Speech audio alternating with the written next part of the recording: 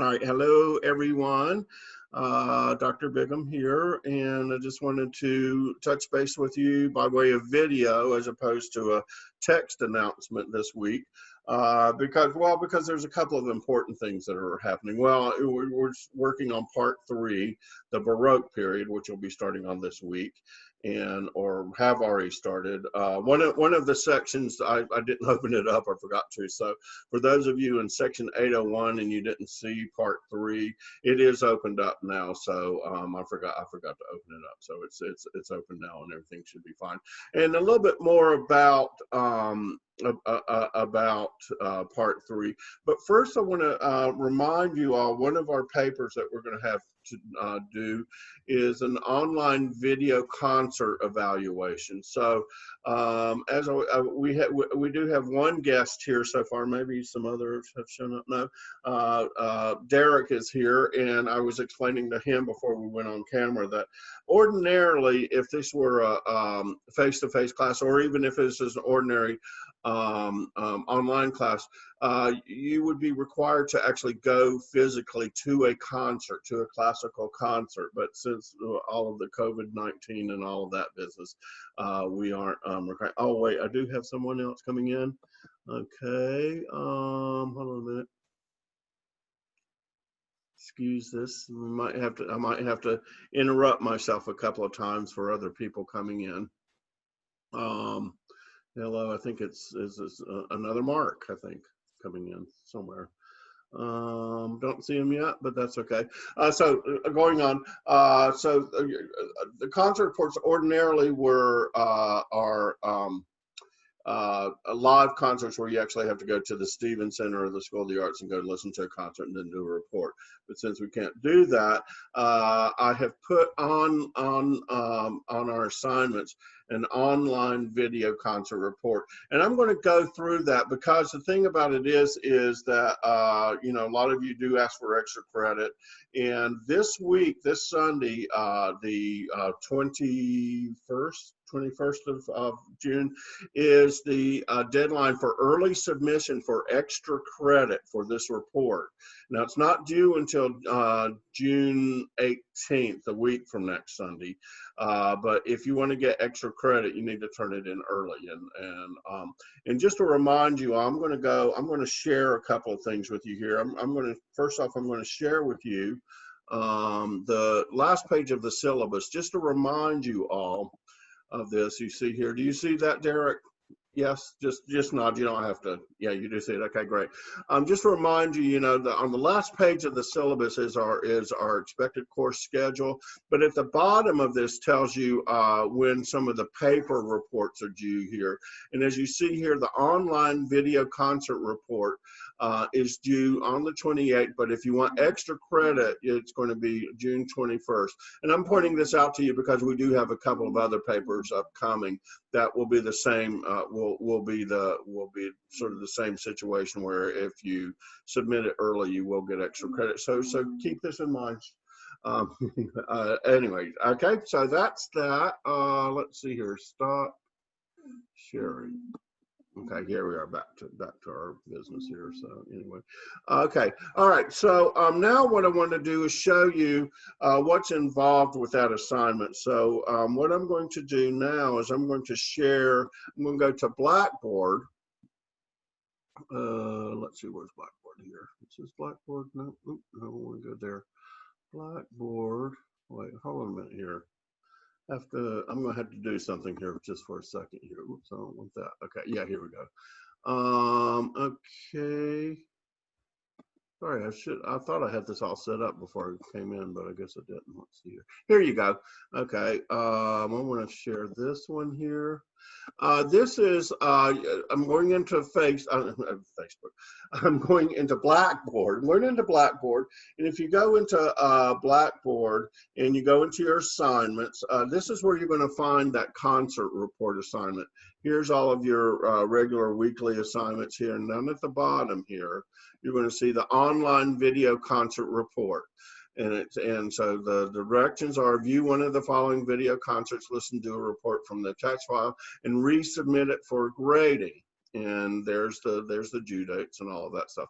Now, one thing, I've already got a couple already, and most people actually just go ahead and do this first one here. And by the way, the title of them, in the past when I've done this, people say, well, there wasn't a title. The title of the piece that you're going to be listening to is right here, and then the link is right below it. So for instance, like the first part is Mozart 2 Piano Concerto, Prokofiev Suite from Love of Three Oranges, so on and so forth, and then the link there. But what a lot of people have already done is they always select the first one. You have several selections down here to look for, and in fact, I think I have a couple that are starred that I really like here. See, these have like 2 stars, this have 2 stars, this has 2 stars, this has 1 star. These are actually some of my favorite pieces, and I think that you might really enjoy it. Now, I did have a student that did one on the Hungarian Rhapsody down here. So you have your choice of which one of these that you want to do. So what you will do is you will click on these and watch the video, and then what you will do is you fill out this report here. See this alternative concert report 2 here, right?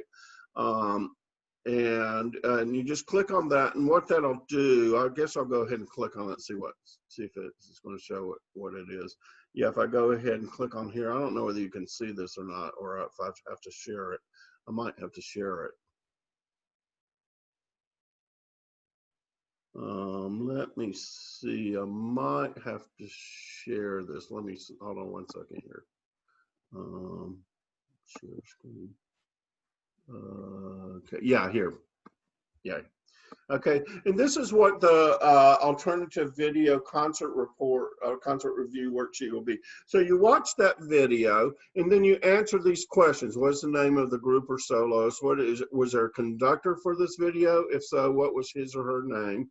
What was the featured work on this video? And as I told you, I told you where you can find the title. One of the things I really look for, and I really look very carefully for, because I want you to really get something out of these videos. List 3 musical aspects that you've noticed in this video, and feel free to use some of the terms that you learned from the part 1. You know, things like, well, it seemed like it was forte. You remember, forte means loud in music, so it seemed like there were lots of sections in this piece that were forte. I did hear certain types of instruments, and it appeared to me to be homophonic in texture. So you can feel free to try to use some of the terms that you learned in part 1. That would be great. But I do want you to list 3, and I do count them, that you do list 3 aspects that you noticed while listening to this video. And then what will happen is that you have to do a little biography of the composer that you listen to. And I make sure to tell music appreciation students this, because they always get this confused. There's a difference between a composer and a conductor. A composer is the person who writes the music, and that's what we are talking about right now. In the Baroque period, you're going to learn a whole bunch of new composers. A conductor is someone who leads a symphony orchestra, who stands in front of that. Those are 2 different people. So don't do the biography of the conductor. Do the biography of the composer. I hope that's clear for everyone. If you're not clear, please do email me and say, can you explain this to me again? And I'll be happy to do that. And also be very careful on question number 7 here. What period of music is the selection from? Most people are going to say, oh, this is classical music. Well, that's the broad genre of what we are studying right now. I want you to really narrow it down to these style periods that you learned, again, in part 1. Is it from the Baroque period? Is it from the classical period? Because there is a classical period within classical music. Classical period. Is it from the Romantic period? And you may have to go back to your textbook and find out when those dates were. Or is it from the 20th century? So that's what. So please don't say, if you just say, oh, it's from classical and it's a Baroque or Middle Ages piece or something like that, then I will count it wrong. So and I get very disturbed about that, because I think by this point you should know the style periods of music. They are Middle Ages, Renaissance, Baroque, classical, romantic, and 20th century, just like you learned in part 1 in elements of music. All right, okay. And so, and then and you might have to do a little bit of research somewhere else to find out the biography, and was there a reason for the pieces written, and was this anything that you have studied in class? Okay, so you got that. Okay, so then what you do is after you let's go back to this other screen here. After you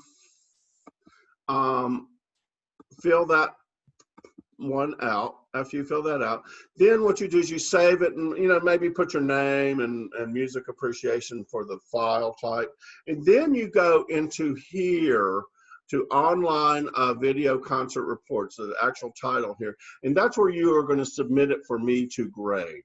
All right, and so if you click on here, let's see, I don't know whether is that showing, Derek?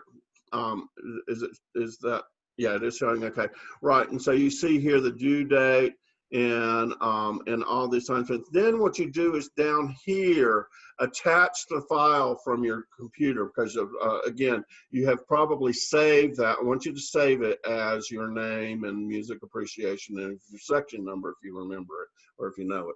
So, and then that's where you submit it, and then it'll go right to me, and then I will grade it. All right, okay. I hope that clears up everything about that. And the other papers that we will have this term operate the same way. All right, okay. So so back to our story here. Okay, so that's that. Now let's go ahead and talk a little bit about part 3, Baroque music, which you'll be reading and studying about this week. This is a very important time in music. This is really, in my opinion, like how Renaissance was the sort of the heyday for the art world with Da Vinci and Michelangelo. You probably read a little bit about that when you were studying last week. But for the Baroque period, this is when really the skies open up and some really fantastic music happens from the likes of composers, namely Johann Sebastian Bach and George Friedrich Handel. And I like to also put Vivaldi. You're going to read some about Vivaldi and his concertos. You're going to learn about different pieces like concertos and fugues and things like that. And so these are very important types of music that were written in the Baroque period that most of them really do end up being modified and developed in later periods, like the classical period and the romantic period. So please pay a lot of attention to these, and especially those two composers, Bach and Handel. They were really sort of the giants. I mean, I like to think of them like as Da Vinci and Michelangelo were in the Renaissance to art. This is what Bach and Handel were. They were really the big, set the world on fire as far as music. And then also consider why music was such a big thing at this point, because it was a rise of the aristocracy, and they wanted music for listening pleasure, as opposed to functional church service as you had studied in the Middle Ages and Renaissance, right? So consider all of that. You know, a lot of that is described in the very first part of the chapter as you're reading. So again, I do expect you to read all about this and not just do your Learn Smart and get it done and all that stuff. Please do read. There's some very valuable information in the textbook that I think is very interesting, because after all, this isn't all just a study of music. This is a study of the culture that happened during this time. What was happening during the time? Well, it was a rise of monarchs and all rise of the monarchy, and because of that, they wanted all these luxurious things like opera. You're going to study a lot about opera. Opera was a big thing in the Baroque period, right? Now, there's one more handout. I'm going to go back to Blackboard again. There is one handout that I want you to look at, and you're not going to be graded for it, but it is a handout that I want you to go look at. If you go into course documents, and you see this one here called Bach Handel Handout. I want you to go ahead. This is an actual handout. This is, if you go into here, and actually I think I have it so it just sort of pops up immediately. Let's see, where's it happening? Oh no, there it is, there it is. Okay, do you see that, Derek? Right, yes, thank you. Okay, all right, I want you to study this, and in fact print it out, and so when you do your test on Sunday, the unit test for part 3, there will be a couple of questions about this. I want you to know the similarities and differences of Bach and Handel, the two giants. Okay, what were their special? They were both German composers. They were both born in Germany. They were both born in the same year. They both wrote skillfully for both sacred and secular idioms. They wrote skillfully for both instrumental and vocal genres. And note that in this period too, we're going to have a rise in instrumental music only. And that's where concertos and sonatas and suites and things like that come in, right? And then they both came blind in later life because of cataracts. There's a sort of a long story about that. And in fact, I'll go ahead and share it with you real quick, is that Bach died before Handel, as you're going to find out. But Handel actually got cataracts after Bach, and he went to the same sham eye doctor that Bach went to. Now, you would have thought that he would have known about that, but he didn't. So, there's also speculation that they both actually had diabetes, but I'm not sure about that. So. Anyway, and then you'll see some differences down here about them. What are the differences? Okay, well, Bach lived in Germany all of his life. Handel traveled throughout Europe, embracing all the forms like opera and stuff like that. And because of that, Bach never did write any operas, but Handel did, right? And so here are some differences. And so please know these, because these are going to be on the unit test, right? So just study about them and everything. And by the way, while I have one more a little bit of time, I want to plug something that you ought to go to on YouTube. That's a lot of fun if you want to learn a little bit more about these classical musicians, classical composers. Is go to this site on YouTube. It's called Classical Nerd. And it's this young fellow who talks a lot about some of the famous classical composers, and there are some really funny stories about some of these. Like there was a composer who stabbed his wife 37 times and got by with it because he was royalty and all that stuff. So there's all sorts of, it's a great time, a great way to sort of spend your time learning about composers. But they also have, like the main composers like Bach and Handel. If you want to learn more about that, that's not in your textbook. Go to it. So again, it's Classical Nerd. Just search that on YouTube. Really great stories, and you'll learn a lot about the composer. Anyway, other than that, I think I'm going to just leave it there, so I won't run out of time here. Let's see here. Here we go. All right. Let's see. Well, Derek, you may unmute yourself if you have any questions. Or do you not have any questions? Anybody have any questions? I guess I've already done my report. Oh, you did? Good. And of course, I did pick the first one. So it was funny that you had said that. I'm like, well, darn, I'm sorry, I've already done it.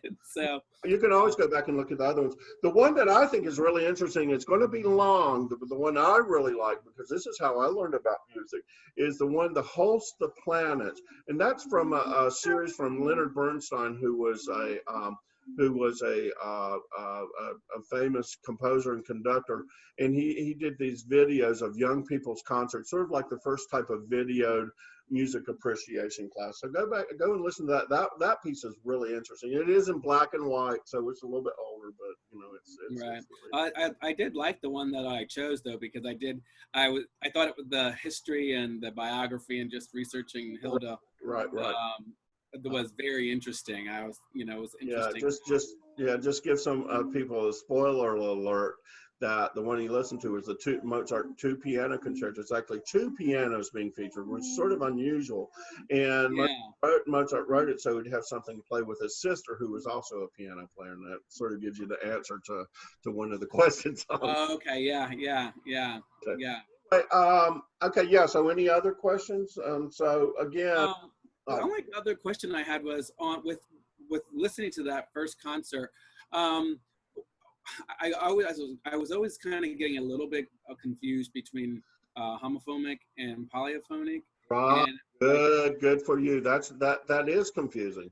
Okay, let me go through that just really quickly. Is that homophonic texture is when you have a main melody and it's accompanied by harmony. So most of the music that we listen to nowadays is homophonic. So from the Baroque period on until even today is homophonic, because you know how you go to a concert, Beyonce's the lead singer, right. and everybody else is backup. That's homophonic.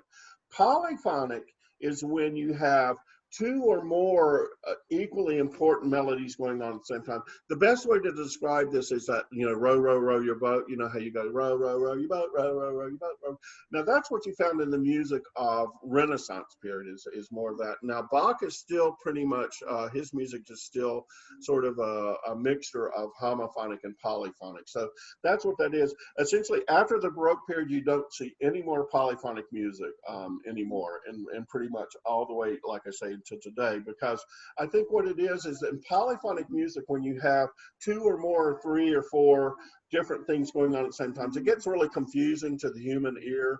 So people had found throughout history that it's better to like tune in to a just a melody, and then have that beautiful harmonies, chords and stuff like that underneath, and in fact, like church hymns are considered homophonic because you have a main melody, everybody else is harmonizing, is singing chords below it. So that's what the difference is. Does that make sense?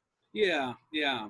Yeah, Yes. and I'm pretty lenient about this because this is sort of hard for non-musicians to really understand sometimes, and because you go like, oh well, there's all sorts of different instruments playing, isn't that polyphonic? Well, sort of in a way you could, but it's getting very, very technical about, well, is there a main melody? Is there something? And that's a tune that, everything else is harmony, and then that's when you would consider it homophonic. Okay. All right. Okay. All right. All right. Cool. Okay.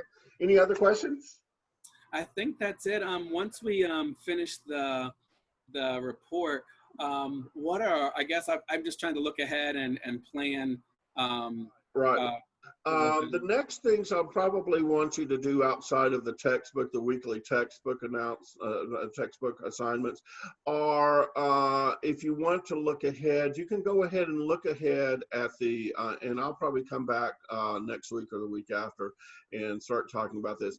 The last chapter, which is part of our global initiatives in this class, is the non-Western music. And while I'm here talking about this, what you are studying right now is called Western music, music that was developed in Europe, ultimately making its way to the United States in the late 19th and early 20th century.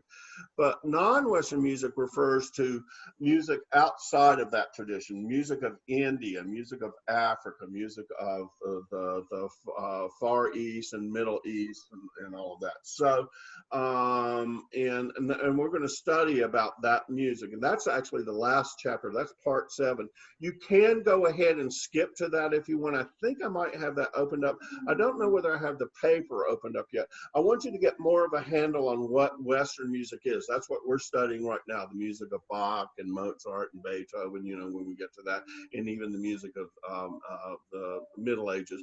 That's all considered Western music, because I want you to make sure to be able to tell the difference between the two, and then you'll have some listening assignments. So I'll go a little bit more into that maybe next week. You can maybe start looking at that next week. I think the Learn Smart and Listening may already be open. I'm not sure. I'll check on that and see. And you can go ahead and do those assignments if you want. But the paper, I really want you to, because paper is going to be about what's the difference between Western and non-Western music. And I want you to make sure that you have a full understanding about that. And I think the more Western music you listen to, the more you'll be able to discern between Western and non-Western music. So I want to give you a little bit more time to listen to some of these music we're listening to now. All right, okay. Can I help you out? All right, everybody. And I don't know whether I'll do a video next week or I will just do a text announcement, but be on the lookout for either Monday or Tuesday, and I'll have it. So everybody keep up the good work. By the way, I did want to give everybody a shout out. Your grades are, in general, the grades for both of my classes are looking pretty good, and you're all doing your assignments on time and everything, and that makes me feel really good. I do not like people who do not do their assignments on time. So you're all doing really well, and I'm really pleased with you. And just keep up the good work. If you have any questions, of course, remember to contact me at vbiggam@forsythtech.edu. All right, okay. All right, bye-bye, everybody. You take care. All right, bye-bye.